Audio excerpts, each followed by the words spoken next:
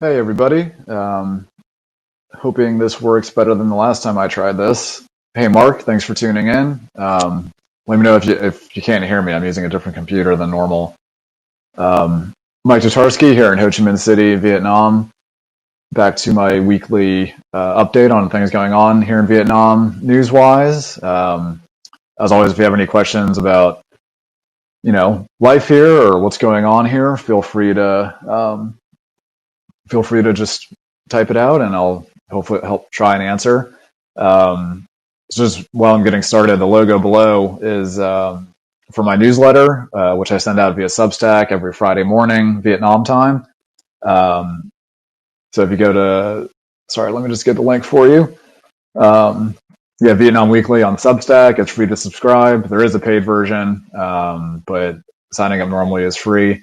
And yeah, so if you want to check that out, it's a bit more every week on things here in Vietnam. So yeah, if you just go to vietnamweekly.substack.com, that will get you there. Um, I think I can maybe actually share a link through this. Uh,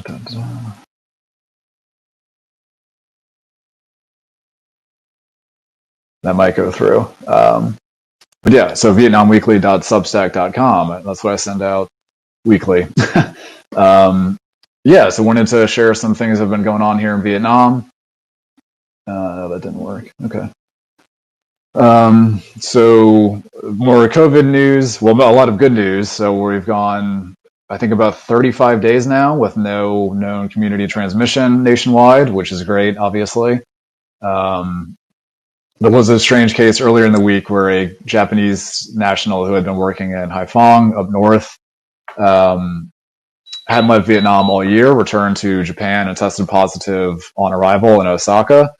And that was confirmed by a PCR test. So they quarantined his hotel in Haiphong and sent a few workers at the airport in Hanoi that interacted with him to quarantine as well. I'm not sure what's going on with testing of those people. I haven't heard anything about that, and the government hasn't been sharing testing statistics for a few months now. Um, so that's a little strange. Again, no known community transmission in over a month now, but we don't know of any much testing going on. So we'll see what happens with that. But daily life, by and large, is pretty normal, except for the fact that there are no tourists. So I actually was traveling domestically last week. Spent a few days in Hanoi, spent a few days in the countryside. And it is weird there not being any foreign tourists around, but there's plenty of domestic tourists. My flights to and from Hanoi were both full. Um, yeah, I was going to get to Trump stuff, but since Mark asked about it, so he asked, are people in Vietnam talking about Trump having COVID? Yes, I mean, the election is being really closely watched here. People are very interested. Trump actually has a lot of support, which I've mentioned on here before, but so when I was traveling last week, just a couple um, like drivers for Grab, which is the equivalent of Uber here in Vietnam, mentioned asked where we were from and said the U.S. And said we preferred Biden. And yeah, a lot of people like Trump simply because they see him as tough on China, which is kind of the lens here. In terms of him having COVID, I don't think. I think people here probably wish him well, again, because he's fairly popular, but it is definitely a topic of conversation. Somebody said, no offense, but the Vietnam government could be hiding COVID results. No, I mean, you can't rule anything out, but there's been no indication this entire year that they've been hiding anything. They've been oddly transparent, to be honest, because most times the government here is not particularly transparent. But there's no indication that they're hiding any figures. It's been very out in the open. They've been very, very public with communication. It is frustrating that they haven't been reporting testing statistics in the last few months, but in terms of cases, there's no reason to believe that they're hiding anything. And there's really no incentive for them to do that either. There's been a lot of economic damage as is. So I think at the start of the pandemic, there may have been a little bit of reason to think maybe they were hiding something, but there's no reason to believe that now. Yeah, so I'll just get into it now, but a bit more of the how Trump is perceived here. So the debate was closely watched. I think people were very confused by it, to put it mildly. Um, but I wanted to share this with everybody. This YouGov poll that recently came out about the Vietnam's most admired people. Hopefully you can see it okay, which is interesting. So Barack Obama is actually above Donald Trump on this list. I don't know. I'm not sure how many people they surveyed or when this was conducted. Um, but this does go to show that even though people like Trump here, Obama was and remains massively popular. You don't see the kind of uh, I still don't think you see the kind of support that Obama had here as you see for Trump. Um, and the guy number two, Pham Nhat Vuong, that's the CEO of Vingroup, the largest private corporation in the country. Um, oh, sorry, is that not on screen? Doesn't seem to be showing up for some reason. Still figuring out some of the kinks in this. Sith Lord Thando asks, "Is it true that Vietnam is going to become the next economic superpower?" I mean, it depends on what your definition of superpower is. I mean, if we're talking on the level of China or the US, then no, that would be many, many years away. Um, but certainly a fast rising economic power. I mean, they're still having economic growth this year. It's much slower than last year, but still much better than many developing countries and many regional neighbors that are going to see major economic contractions this year. And the economy is expected to get back on track next year with, I think, around 7% growth. So, superpower, no, but strong economy, certainly. Um, okay, so what else is going on? In central Vietnam, there is, I'm going to try to get some pictures to come.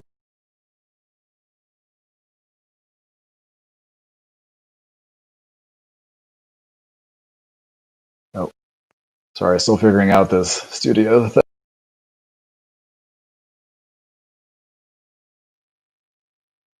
Okay. There we go. So central Vietnam has been seeing record-breaking rain in recent days. Those are a few photos from domestic media. That top one is Hoi An, famous tourist area that if anyone's been here, there's a good chance you've been there. Um, I think at the moment they're saying 4 people have died and 7 are missing. Those numbers look like they'd probably go up. They're expecting more rain in that region. Um, Let me just put up one more picture. So again, those are several provinces in central Vietnam with really, really, really bad flooding. I'm sure there'll be a lot of landslides. It's pretty mountainous, and that's been terrible to see this week. Um, yeah, so again, if you guys have any questions about how things are going in Vietnam, do ask. But back to some of the coronavirus stuff. So I was talking about that guy, the Japanese national who flew back to Japan and tested positive there. Mysterious, again, but no cause for panic or alarm or anything like that. But officials here in Saigon or Ho Chi Minh City today reemphasized that people need to be wearing masks. I've still been wearing one whenever I go out, but I will say a lot of people are not. When I was in Hanoi last week, lots of people were not wearing masks. Um, restaurants and bars are busy. Streets are busy. No social distancing, which, that's a concern if there's possible, asymptomatic cases of the virus going around. So I think we'll probably see more officials trying to, get people to wear masks again. Because people were really good about that earlier when there were outbreaks going on. Also today, big news, they suspended inbound commercial flights again. 3 weeks ago, the government, so they shut down all incoming international flights back in March. So there's been no tourists or anything like that. And a lot of people were excited for flights to restart. They resumed from Tokyo, Taipei, Seoul, Gwangju, and I think Cambodia and Laos, but only 2 flights have actually happened, both from Seoul, one to Saigon, one to Hanoi. And there were big problems with Vietnamese passengers on flight. They didn't want to pay for hotel quarantine fees, which can, I think, range from $50 to $150 a night, which is a good bit of money here. So they've suspended flights again. because of quarantine issues. So there's no sign of when they may resume. And again, certainly no talk of tourism anytime. I mean, it'll be probably second half of last year at the earliest. So Florida Pando asks, is Vietnam relatively economically stable, it being a communist state and all? Yeah, I mean, it's a little bit like China. It's communist in name, but the economy is very mixed market. So the private sector is big and growing. There is a big state-owned sector, but a lot of those companies are not doing very well. They're kind of old and outdated, and not all of them. A few are very successful, but many of them are in huge amounts of debt, or just haven't really adapted to the 2020 reality. But economically, yeah, it's quite stable. I mean, there's a lot of exports to major markets like the U.S. and Europe, which, as long as those areas don't go into a depression, should stay pretty healthy. Big growing middle class, all of those sorts of things. So, of course, something could always go wrong, but in general, it's quite healthy economically, much more so than some of its competitor countries.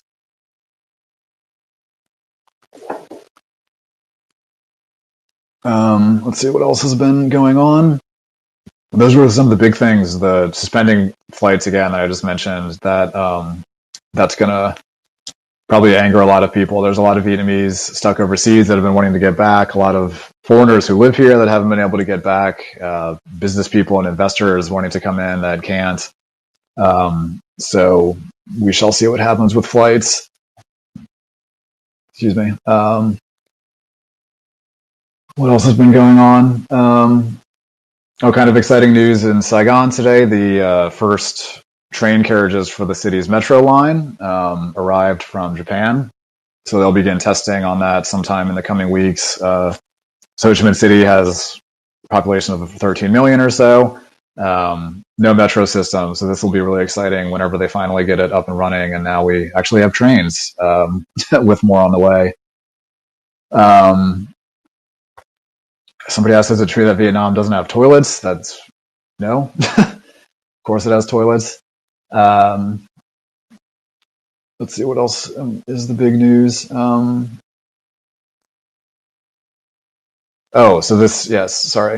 a friend of mine, a Vietnamese journalist here, she wrote a story in the South China Morning Post that I can link to, or I will try to link to. Links within this, but about how, so I mentioned that many Vietnamese like Trump. He is also quite popular with Vietnamese Americans. So surveys have found that he has the highest support among them out of any Asian American group. And so this article talks about how a lot of older Vietnamese in the States escaped at the end of the war, or fled at the end of the war. They were living in the South, fought for the South, believed in the South, those sorts of things. So they're still staunchly anti-communist. They don't want anything to do with contemporary Vietnam. And since Trump is seen as hard on China, which is communist, vis-a-vis, he's anti-communist in general, which they like. And he also has a lot of popularity because he's seen as rich, which I think, as the New York Times tax investigation has shown, is not the case, but that's the image he's built here, and people believe it. I have friends who are teachers who have talked to their students about it, and they think they give him credit for being smart and, successfully gaming the system and getting around taxes and all of that sort of stuff. So there's admiration for, I'm not saying everybody feels that way, but there are definitely some people here feel like that.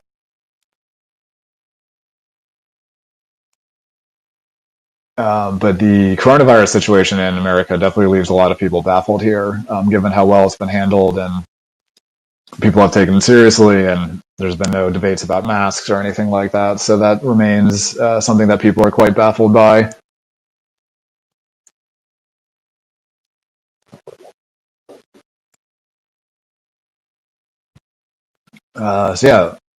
I'll reset quickly. It's been a few minutes. Mike Tatarsky in Ho Chi Minh City, Vietnam, or Saigon, as it's still commonly known.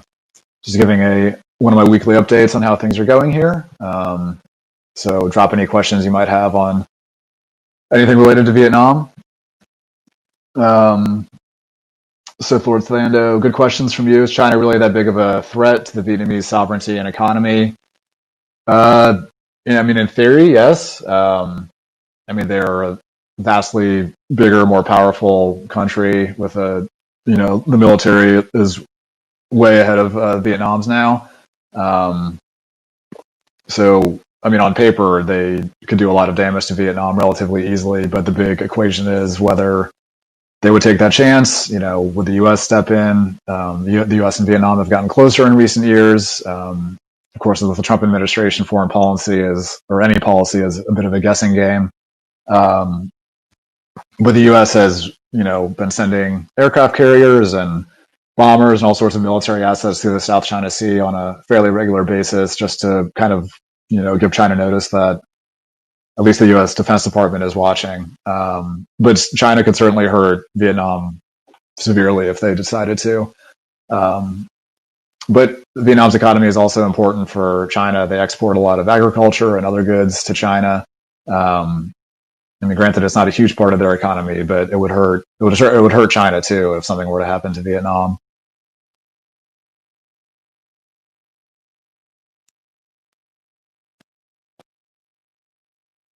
I would also just like to share again for new viewers. This is a bit of an extension of my written newsletter that I send out through Substack every week on Friday morning Vietnam time. That's the little logo there. If you go to Substack or VietnamWeekly.substack.com, subscribing is free. There is a paid version, $5 a month, but the standard version is free, and you get it in your inbox every week.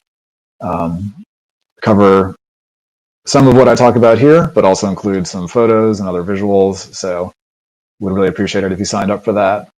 Again, VietnamWeekly.substack.com.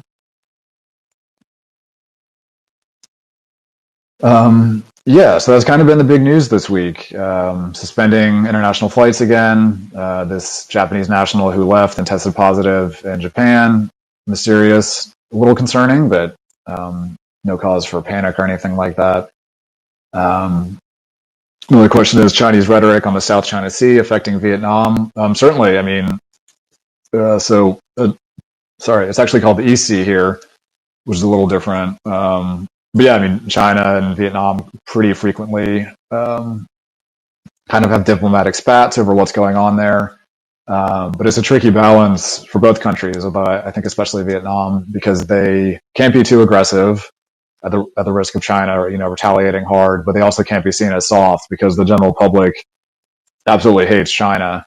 So if the government here is seen as coddling them or cozying up to China, that will be a problem as well. So it definitely presents a challenge for Vietnam. You're wondering what kind of tension part of the world is facing? I mean, it's not like high. I mean, I guess it is high stakes, but it's not particularly stressful. Like there's no real concern of conflict breaking out. That would be quite shocking, but you never know that's kind of how conflict works. It can happen tomorrow. But generally that's not how people, kind of live here where everyone is aware that China is there, but there's not belief that shooting is going to start anytime soon or will ever, hopefully. Hi, Sonia from Puerto Rico. Thanks for tuning in. Yeah, just in case there's any other new viewers, I'm only going to go for a couple more minutes, I think. But Mike Tatarsky here in Vietnam, Ho Chi Minh City, down south to be particular, or to be specific, sorry. Giving a little update on how things are going here. So the country has gone over a month without any known detected community transmission of the virus. That follows the successful defeat of its Da Nang outbreak that started at the end of July and got really serious for a few weeks and has now is ended, and we're pretty much back to normal.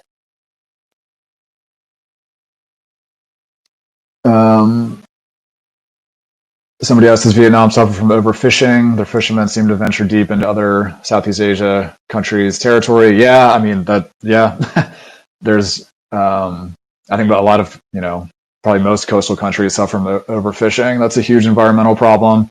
And yeah, I mean, both Indonesia and Malaysia have pretty frequent encounters with Vietnamese fishermen in their waters.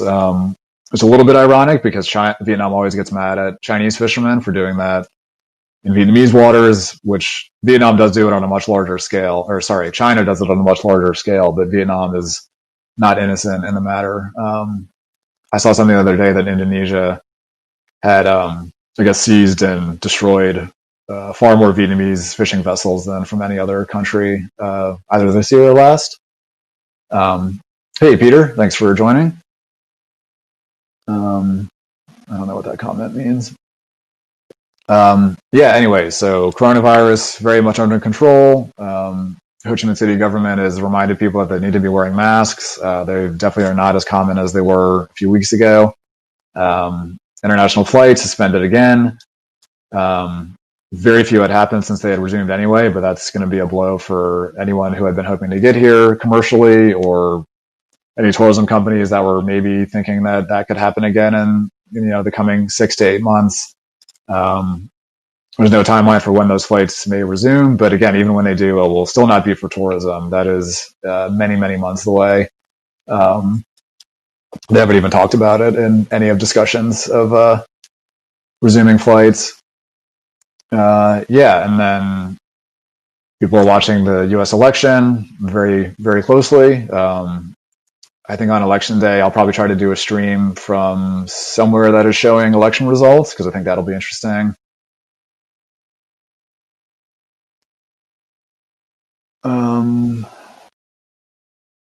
Somebody asked if I have any plans to return to America. I mean, not anytime soon. We'll see how the virus. I mean, my family, of course, wants me to come visit, but I can't go to the U.S. I can go to the U.S., but I can't get back into Vietnam, so that's not going to happen anytime soon.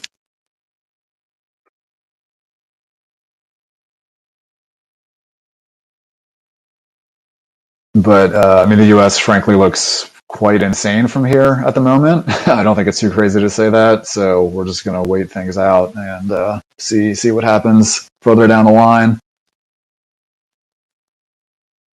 But yeah, I'm gonna log off in another minute or so. So if anyone has any more questions, shoot, it's getting a little late here. I've had a pretty busy week.